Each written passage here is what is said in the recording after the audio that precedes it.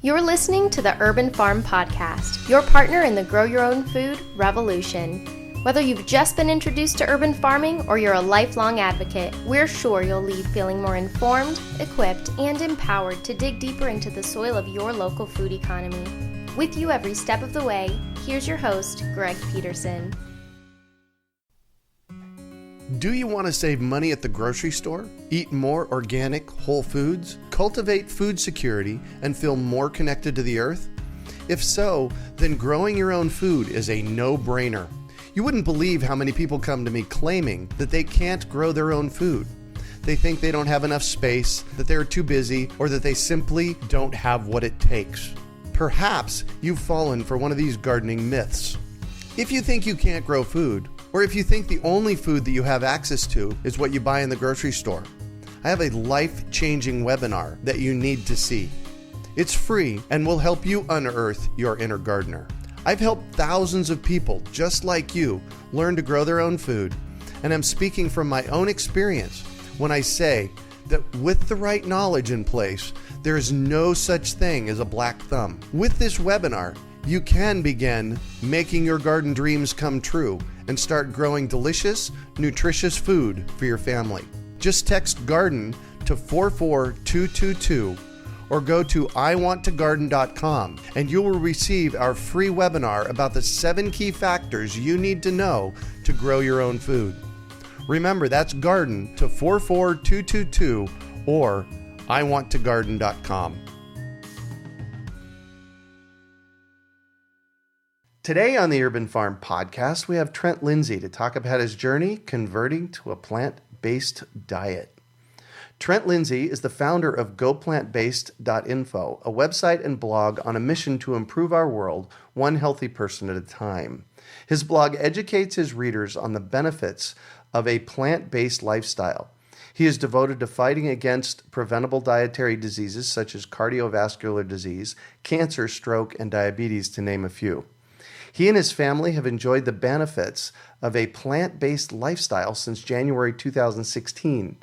Since then, he has immersed himself in the teachings of the Mastering Raw Food Nutrition program led by Drs. Rick and Karin Dina. He enjoys sharing his journey to health with others and has a passion for educating omnivores, vegetarians, and vegans alike on plant-based nutrition. Welcome to the show today, Trent. Thank you, Greg. I'm glad to be here. Thank you for having me on. Absolutely. So I shared a bit about you. Can you fill in the blanks for us and share more about the path you took to get where you're at now? Absolutely. So one of the things that when I was growing up, my parents always instilled in me was this concept that everything happens for a reason. Mm-hmm. I don't know if you're familiar with that or if you live by that kind of philosophy. Pretty much. But, anytime something bad happens, that's usually what I think about. It happened for a reason. We just have to figure out what that reason is. Right. And a couple of years ago, I actually hurt my knee when I was hiking. Mm-hmm. And it led to a whole series of physical therapy sessions, basically. And it was right around the time where I was actually in the process of buying a new home as well. And so I was telling this physical therapist of mine, I absolutely love like to eat fresh food. We love to cook at home. Uh-huh. And he started talking to me about these gardening friends that he knew. And at the time, I didn't really have any experience with gardening at all. And he told me about this guy. He owns a company called Agriscaping. His name is Justin Rohner. Oh, yeah, Justin. And I started doing some research about Justin. I was trying to find like videos of his yard or anything like that I can find on the internet. And I stumbled upon a video by Jake Mace. Oh, yes. And he was doing, I know you know Jake. Yep. And Jake Mace is doing a tour of Justin's yard. And that's how I got introduced to Jake, as I found him on YouTube. And immediately got hooked on his channel. Right. With learning how to garden. Mm-hmm. And a little bit of a plug for your fruit tree program. Around that time, I bought my first round of trees. Yay! From you and started, planting those. Well, actually, I hadn't got them yet, but ordered those and was getting the yard prepped after we had bought our house at that point. Mm-hmm. And I believe it was around December of 2015. Jake Mace posted a video, and he called it the top 10 reasons why I'm vegan. And that video has just completely changed my life. I set the stage. I'm a very logical person. I'm a data analyst by trade. Oh, right. On my 40-hour week job, and I couldn't logically argue with his 10 kind of points or 10 arguments he had in his video. Mm-hmm. So after that, it was kind of funny. I started doing like a closet diet for a couple of weeks. When we went out to eat and things like that, I wasn't telling anybody that I wasn't eating chicken or anything like that, because I didn't really know how I felt about it. Right. And I was raised in a family where chicken was the mainstay. Mm-hmm. My dad's side of the family has been in the chicken distribution industry for generations. They just buy and sell chicken. That's all that they do. So literally it was a mainstay. Yeah. We had, I had free chicken at my disposal, basically. Oh, right. At that point. So it was kind of abnormal for me to have these thoughts of just getting off of animal products altogether. Mm-hmm.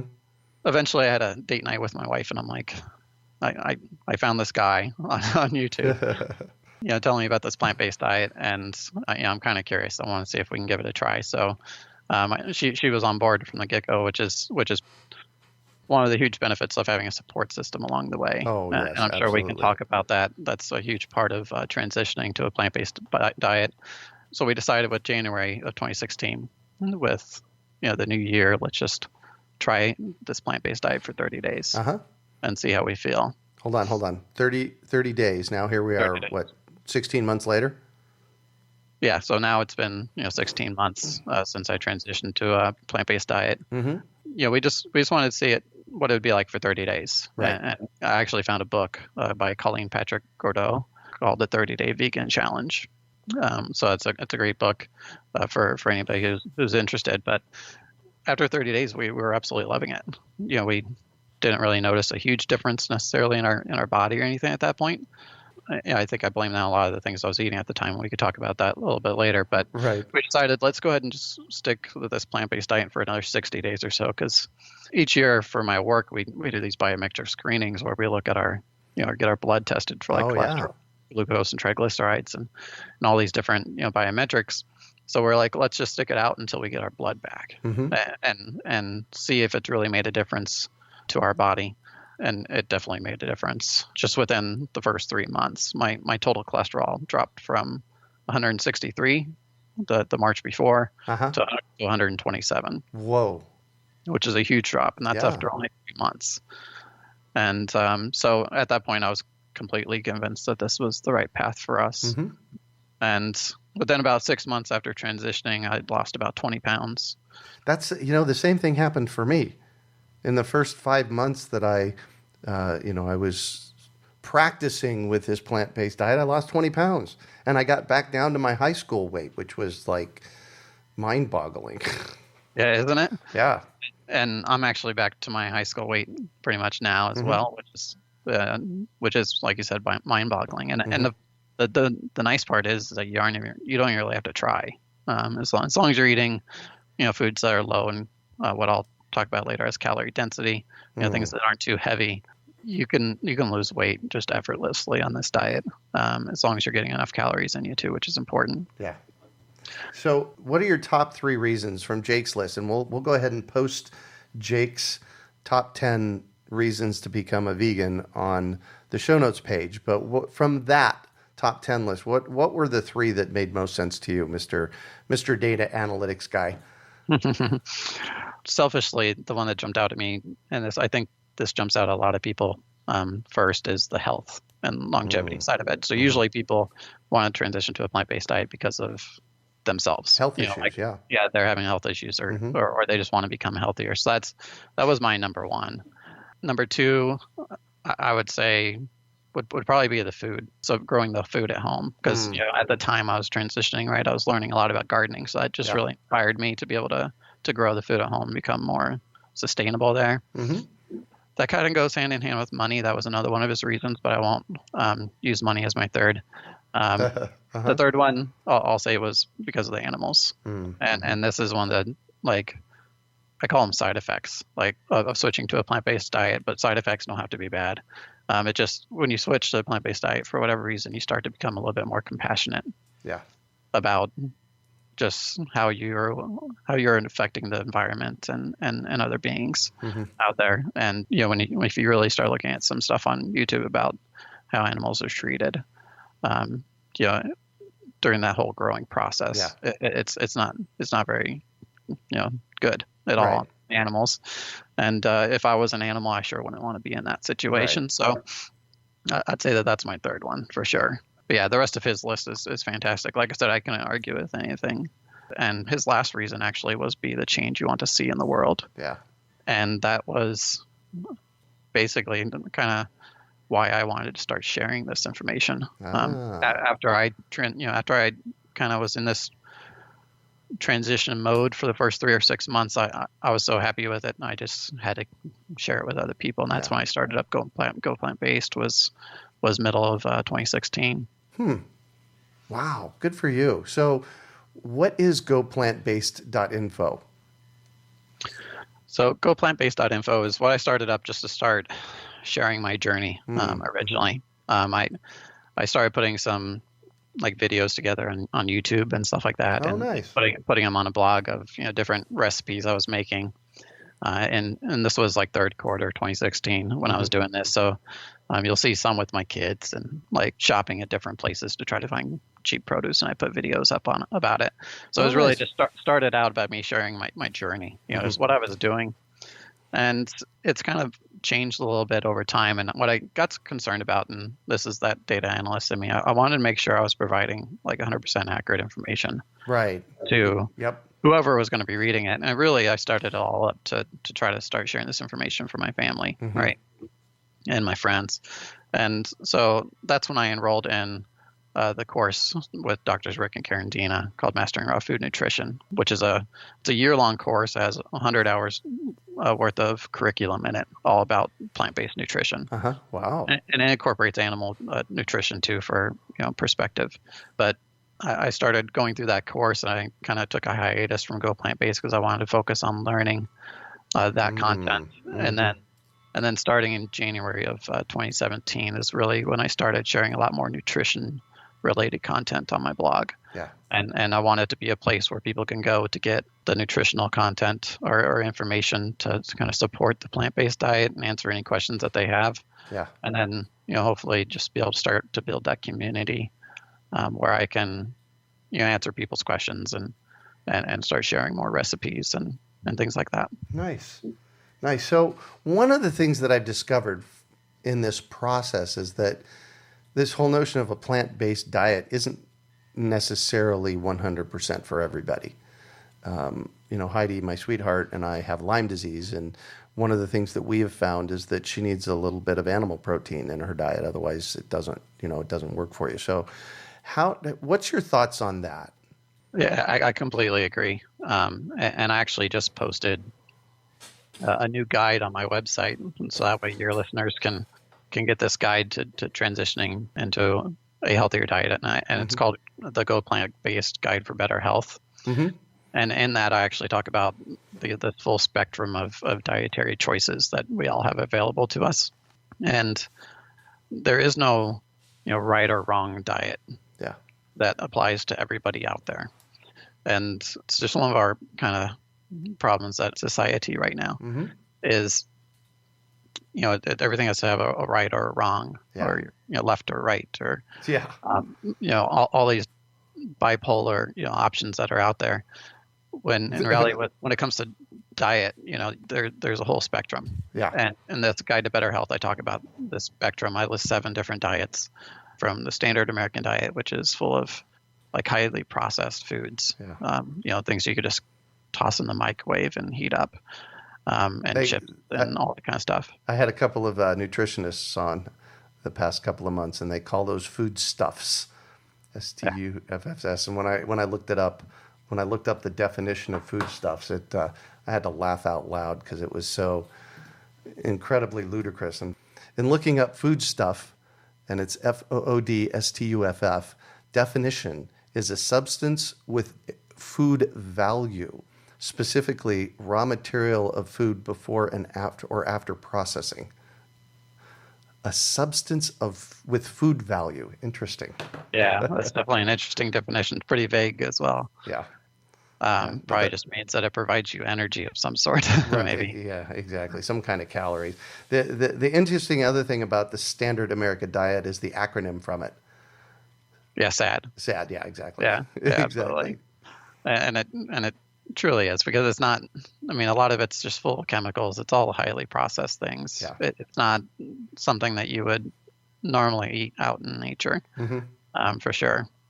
So I have that, as on the far kind of left side in terms of, bad diets. And I actually have two versions of the standard American diet on my spectrum, because I think that for the most part, not everybody has, just all those highly processed foods on the standard American diet. I think there's also this other group of people who do cook a lot at home and things like that, but it's, still really high in fat, and, they may use like cream of mushroom soup as opposed to making the cream of mushroom soup from home. Right. Little things like that where it's still minimally processed and has a lot of preservatives, but not quite as bad as just eating chips all day. Yeah.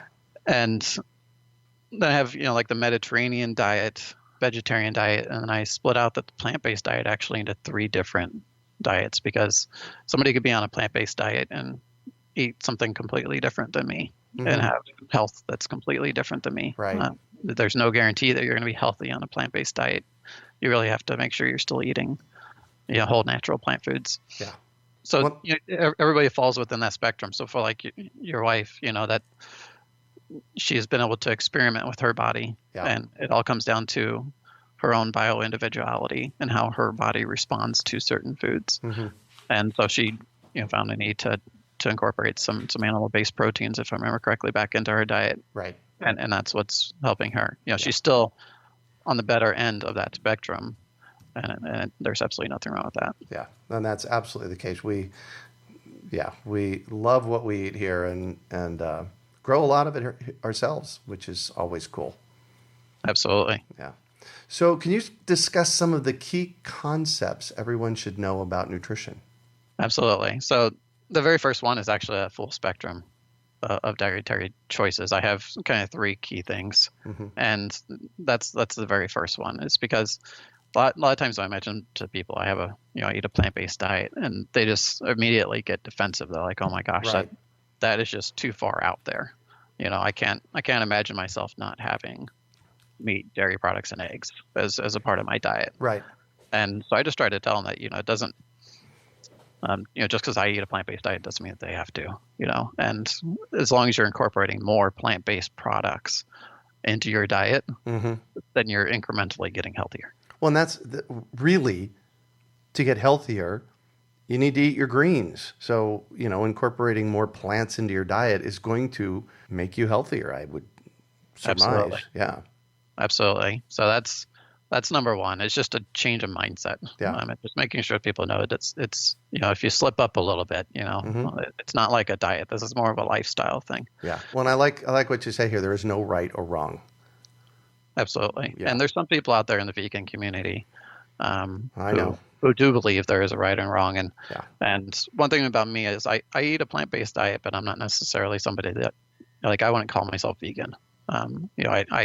I have a leather belt. There's different things in my life that affect animals in a negative way, but the vast majority of how I help animals is by switching to a plant-based diet. Yeah. And one day I may get there, but just not yet. Yeah.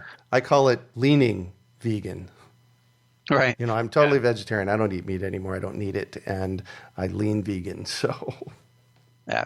And that's where you're comfortable at. Yeah. And that's the choice that everybody has to make, is and in this free guide to better health that you can download off of my website, I talk about that. You just have to be comfortable with where you are at in that spectrum, and that's your personal choice. Nobody can tell you differently. So that's the first thing. The second thing is this concept of calorie density. So I mentioned a little bit earlier, and I can provide you a definition here. So calorie density is basically a number of calories, or the amount of calories in a particular food per unit of weight. So here in the U.S., we use pounds as our measurement of weight. So you would look at something that has maybe, in a pound of carrots, there may be 100 calories. Right. And that's what this whole concept of calorie density is all about. So it's not necessarily going out there to try to measure or calorie count every single meal that you eat, but having a basic understanding of how many calories are in certain types of foods. Oh, yes. Will help you to, at a high level, understand how calorie dense a meal is, and try to base your meals primarily off of the foods that are lower in calorie density. So to give you some numbers on here, and this, my guide kind of walks you through the math here, but if you eat a 2,000 calorie diet and you ate 3 meals a day, then based on how much food we could actually fit into our stomachs, which studies have shown that the average adult can fit about 2.2 pounds worth of food in their stomach and feel completely satiated. And I don't think most people put that much food in their stomach. But if you that's did, a lot of food. Yeah, and my salads that I have at night, I don't have salad every night, but when I do have a salad at night, it actually weighs about 2 pounds. And so it's definitely possible. I've actually weighed my smoothies in the past, and they weigh close to 2 pounds too. Oh wow! And so it's definitely something that I do on a regular basis. Maybe I wasn't when I first transitioned to a plant-based diet, but now I do. So you can fit about that 2,000, or for a 2,000 calorie diet, eating 2 pounds worth of food 3 times a day. The average calorie density of your food should be about 300 calories per pound. Okay, so to put that into perspective, if you averaged out the calorie density for most vegetables, they're at about 100 calories per pound. Wow. So you're well under that. Yeah. So basically, if you tried to eat only vegetables in your diet all day long, you would have to eat 4 pounds of food at every meal, and that's just not sustainable. You can't do that. So you need stuff that has more calories. So fruit is at around like 250 to 300 calories per pound.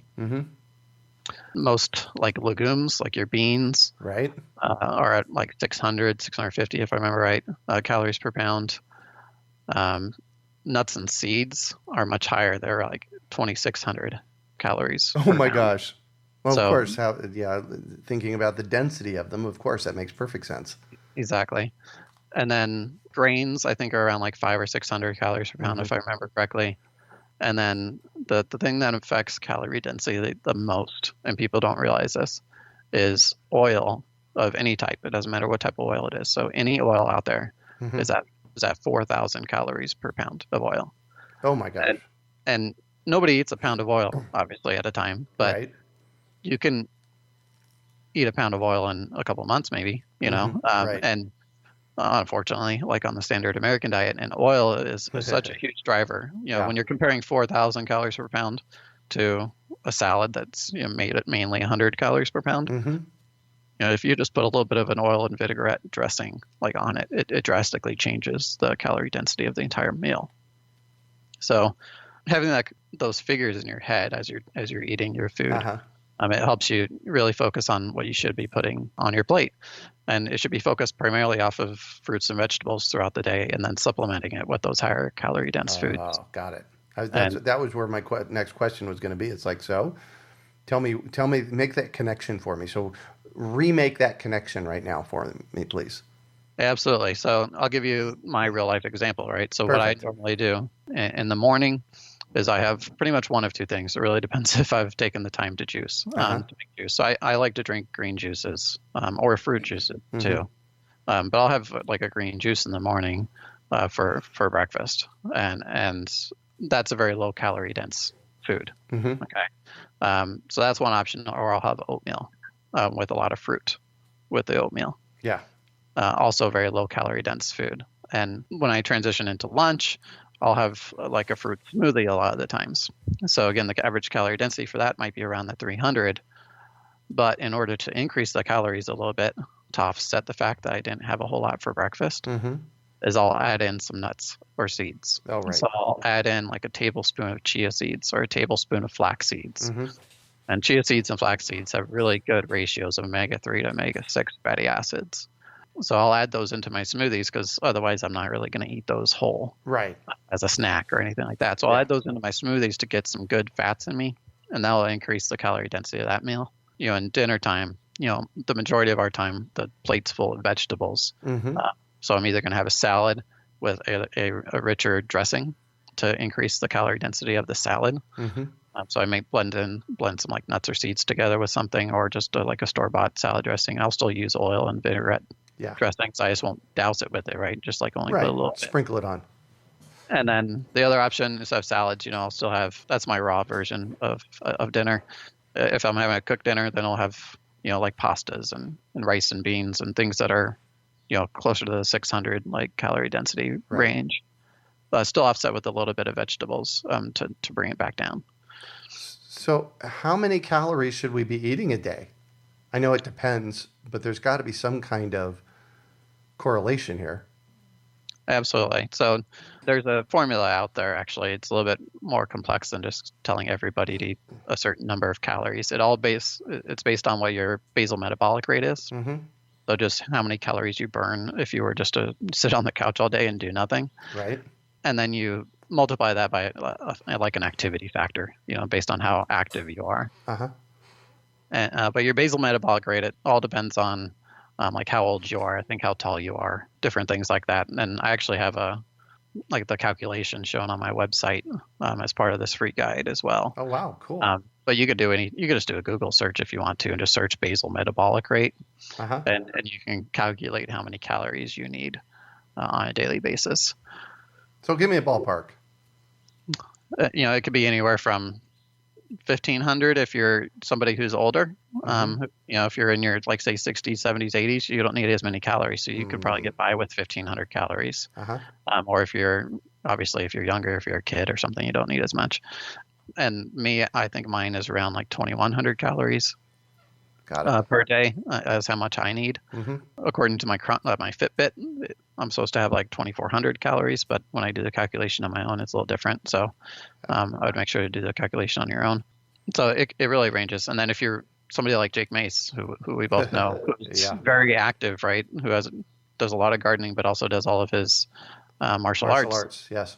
He's going to be eating probably 3,000 calories a day. Mm. So it really, and I can't speak for him, obviously, but it really depends on how active you are. Yeah.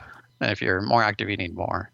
And if you're less active, then you don't need as much. But the great thing about this calorie density kind of aspect and plant-based foods is that you just need to get to a point where you can just listen to your body and know if you need more. You get to a point where if you're hungry because you were more active that day, and then you eat a little bit more. Right. The foods are so low in calorie density that you can't really overeat. Mm-hmm. And you can't have too much. And if you aren't getting enough calories because you don't incorporate nuts and seeds into your diet or anything like that, then your body's going to be telling you that you're going to be more fatigued. Right. And stuff like that. So if you do get fatigued, you need to up your calorie density a little. Exactly. All right, cool. So that's 2 of the 3 key concepts you wanted to talk about. What's the third? Yeah, so the third is understanding macronutrients and how they fuel your body. So the macronutrients are carbohydrates, protein, and fat. Mm-hmm. And most people know that those are the 3 macronutrients. And if you ask anybody on the street, is protein good for you? They would say yes. Mm-hmm. And if you ask somebody if fat was good for you, they're going to say no. They're going to say no. Yeah. And then if you ask if carbohydrates are good for you, most people are going to say no. Right. But if you really look at the nutritional, or the scientific studies that have been done, it paints a different picture. And carbohydrates get a really bad rap because of their sugar content, which we can talk about more, I think, next. But really understanding how much protein, fat, and carbohydrates are in the food that you eat will help you with your weight loss too. And it kind of goes hand in hand with calorie density. But if you were just to track your diet in Chronometer or any of those other food apps that are out there for 3 days, it's kind of eye-opening for most people how much fat is in their diet. And too much fat in your diet can lead to a lot of issues. That's kind of what it increases the amount of triglycerides in your blood. Mm-hmm. It's what clogs your arteries, especially if you are more insulin resistant. All right. Because you have a combination of more triglycerides as well as higher blood glucose. And the 2 of those combined is what creates something called an advanced glycation end product. And that clogs your arteries. So having too much fat in your diet is just not good. I usually recommend between 10 and 20% on the lower end if you're diabetic and trying to lose weight, or on the higher end if you know that you can handle it, which I know I can. Yeah. So that's 10 to 20% of fat in your diet.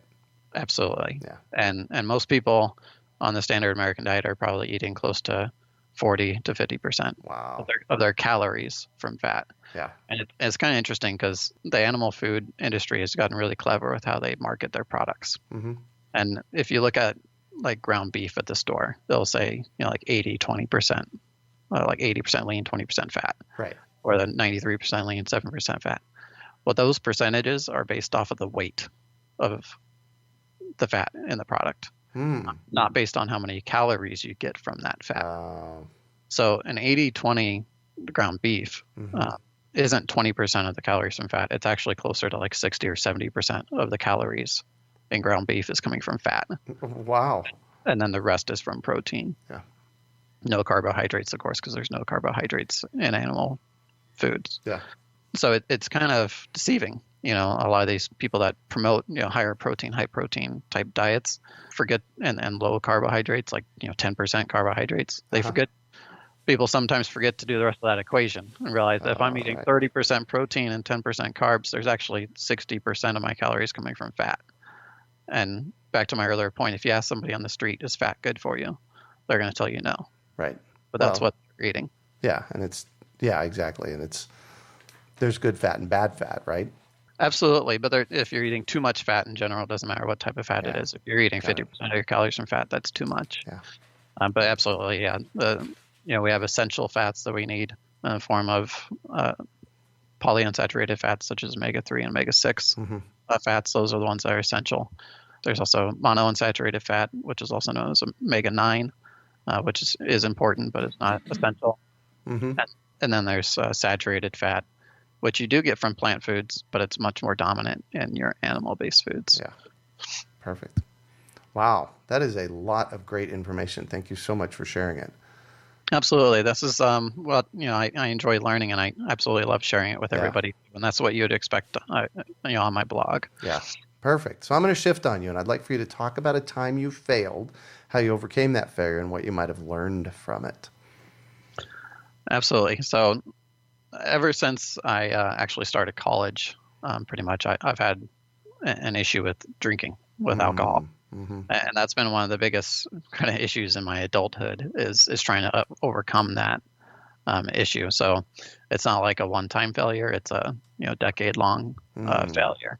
And I used to consider myself like an alcoholic when I was in my early 20s. I had a lot of issues with it. And then it kind of went away once I changed my environment and eventually met my wife and had kids. And, that just naturally changes things. But I'd still consider myself like a social drinker. And if I'm in the wrong environment, then I'll probably end up drinking too much. And it's something that I just would never be able to control. One of the, again, I'm going to use the word side effects, even though it's a good thing. One of the side effects of switching to a plant-based diet is you become much more in tune with your body. And you really start to understand how the food and drinks that you put into your system affect you. And I think the drinking, it used to be masked, because I had a lot of other things being digested in my system because it takes plant-based or animal-based foods a lot longer to digest. Right. But on a plant-based diet, you're usually much more efficient on your digestion, and if you have alcohol, it can affect you a lot more. Yeah. After becoming just more in tune with my body, I really started to finally get over that hurdle and overcome any issues with drinking. And I'm actually really proud to say that I haven't had a drink in 2017. So I'm almost 4 months in sober, which is fantastic for me. Wow. And I couldn't have overcome it if I didn't have this kind of new viewpoint on life in general, but also just being a lot more in tune with my body. Right. So I have to say, when you were sharing about that, I had this realization, and it kind of washed over me, and it was like, oh wow, because I in the past I have loved wine, absolutely loved wine, and usually reds, and what I've noticed in the past 6 months or so is that they either don't agree with me or I don't have a taste for them, and I didn't make that connection until you just said that a moment ago. And I didn't drink a lot. On a heavy drinking month for me, I drink 6 glasses of wine over the course of the month. So it's not something that I do a lot of. But now, last bottle of wine I popped open here, I had one glass, and it's like, yeah, not so much.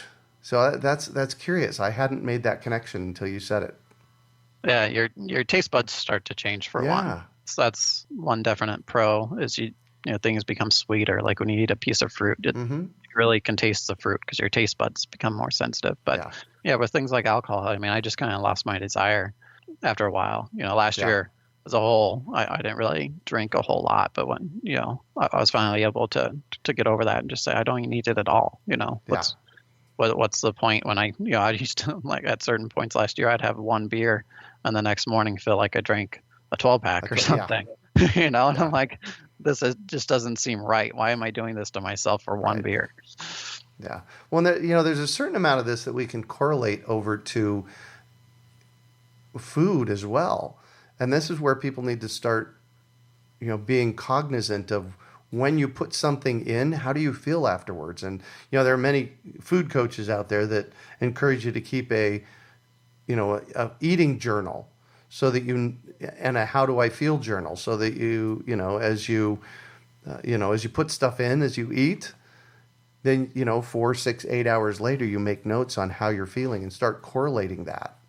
Absolutely. Yeah. And some foods actually take even longer to affect your body. Yeah.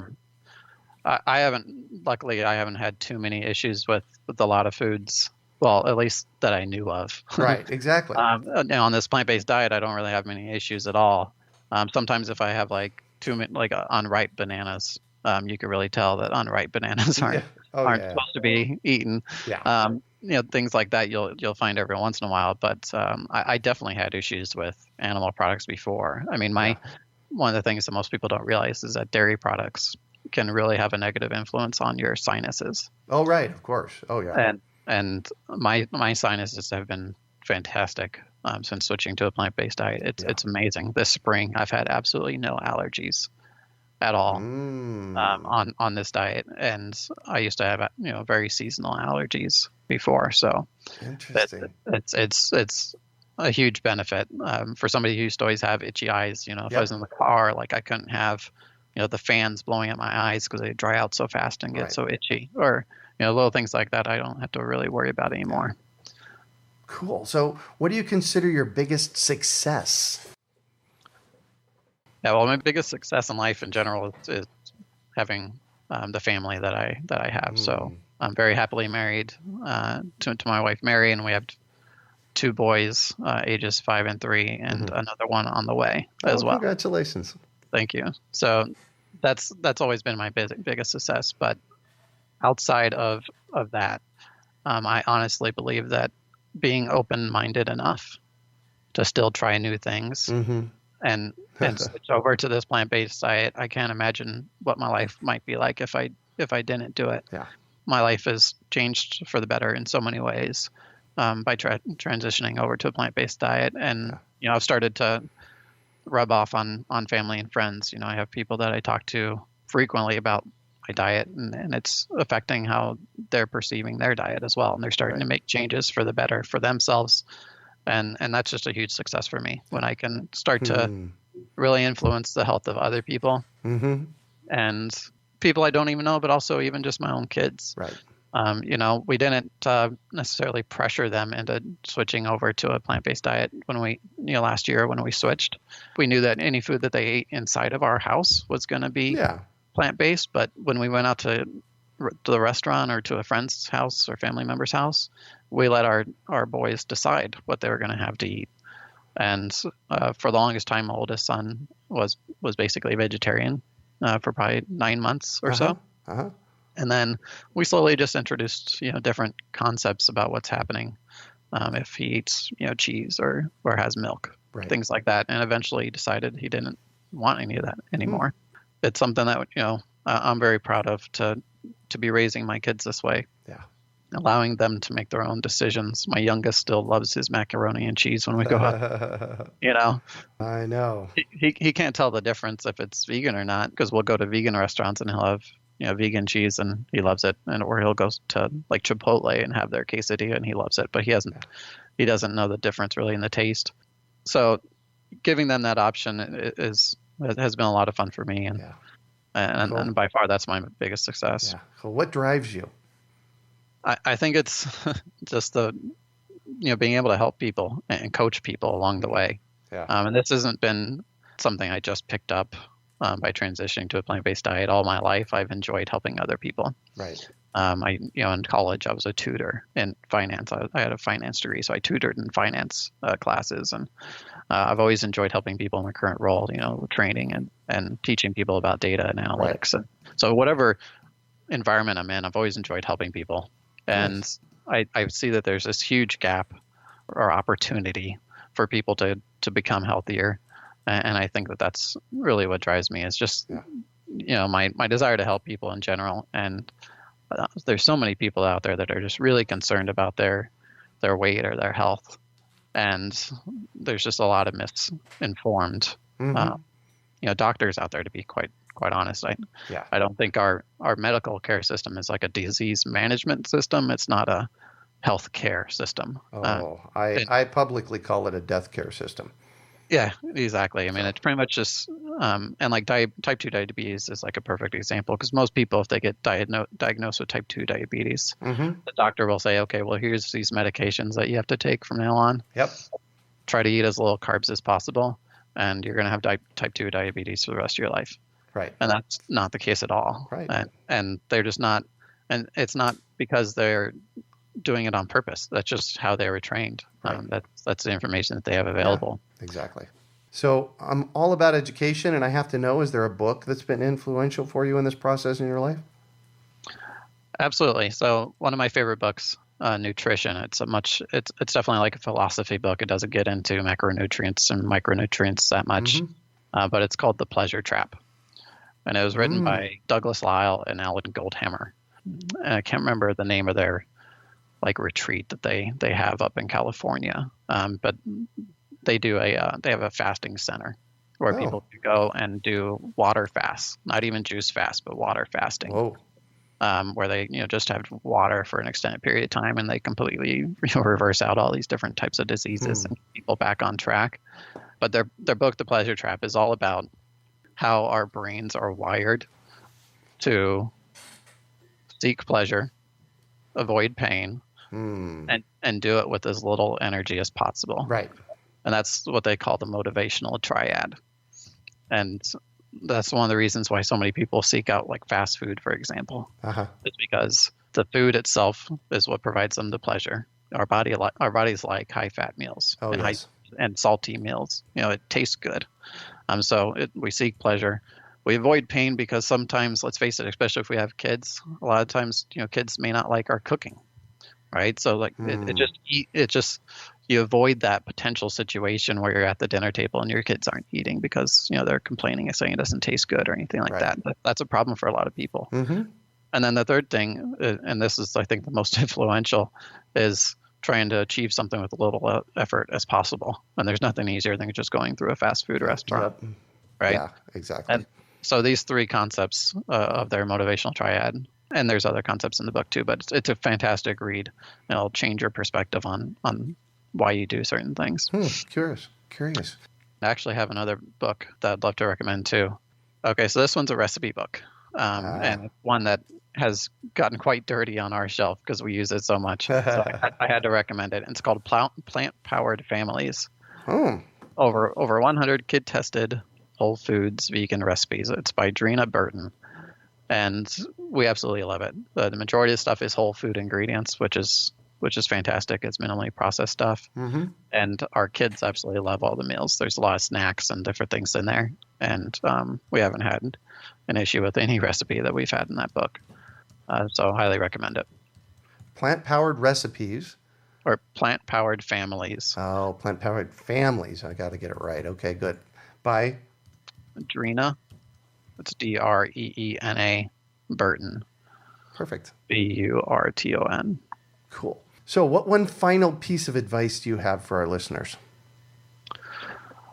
The last thing I'd say is that, switching over to a plant-based diet or just moving in that direction, it's not like going on any other diet plan that you're used to seeing out there. It's really a lifestyle change. It's not a type of diet where you're so used to like restricting yourselves, saying you could only have so many calories or you could only, eat so much things. But instead, it's a completely different perspective. Instead, with this type of lifestyle, you get the opportunity to eat all the fruits and vegetables that you want because of that concept of calorie density. You get to eat as much as you want. There's no restriction on a plant-based diet. And a lot of people think that you're restricting yourselves because you can't eat animal products. But the thing is that with the plant-based diet, there are just so many options out there that you can eat. Really just pay attention to that calorie density type of concept I talked about earlier. Just remember, you get to eat all the things that you want. And the reason why I say this is because with most diets, I think people get in that mindset of like, they start to punish themselves if they eat something they're not supposed to. And with this type of lifestyle, you just have to remember there's that full spectrum of dietary options out there. And if you're eating a plant-based diet and you're over at a friend's house and they serve you up something that has cheese in it and they didn't know you couldn't have cheese, then just still eat the meal. Like you're still doing much better than most people out there.